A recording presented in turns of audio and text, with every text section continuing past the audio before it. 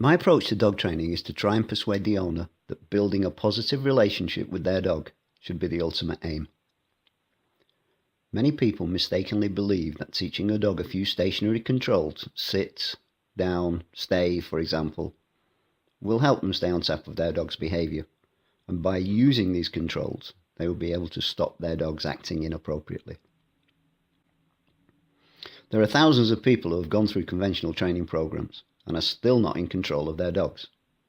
This is because of a misunderstanding of what dog training actually achieves.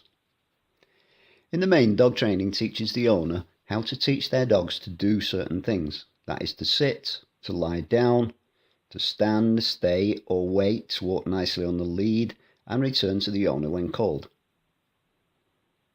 Out of those 5 controls, the easiest to teach are the sit, the down and the stay. And most dogs will achieve that in a matter of a couple of weeks. After several weeks of attendance at the training group, the dog usually starts to walk calmly on the lead within the peer group and will return to the owner whilst being held by the trainer and being called by the owner. At this stage, this is where a great many people decide that they've taught their dogs all they need to know and they can stop attending the group. Because the owners assume the dog knows what it's supposed to do, they don't practice or attempt to maintain the behaviours. Over a period of time, the dog loses the drive or motivation to carry out the previously taught controls, and the owner may start to assume that the training basically didn't work.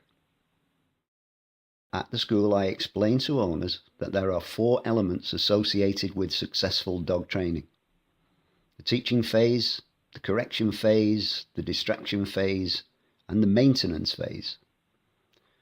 The teaching phase is as it states. This is where we teach the dog exactly what we want it to do.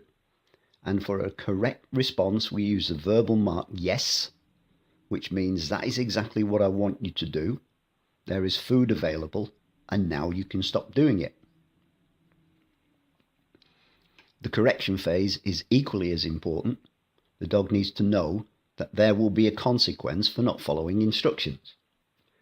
At the school, the consequence is the verbal mark no, which simply means that is not what I want, there is no food available, and we'll be doing it again.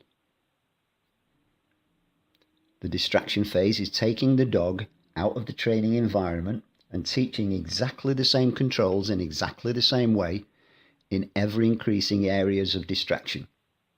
Importantly, the introduction of distractions should be gradual.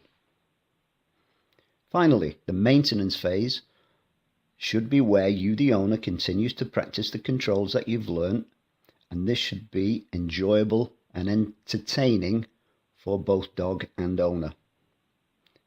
It's extremely important that you create the right environment for your dog, which has to involve effective communication, food, toys, movement, motivation, and relationship building exercises.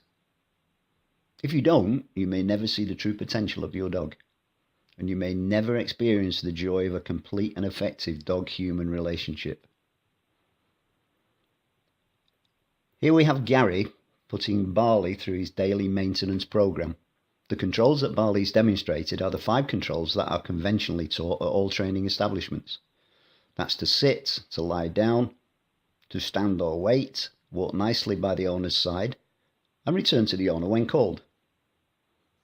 Gary has devised what I would call a choreographed 15-minute session, which we've shortened for the purpose of the video.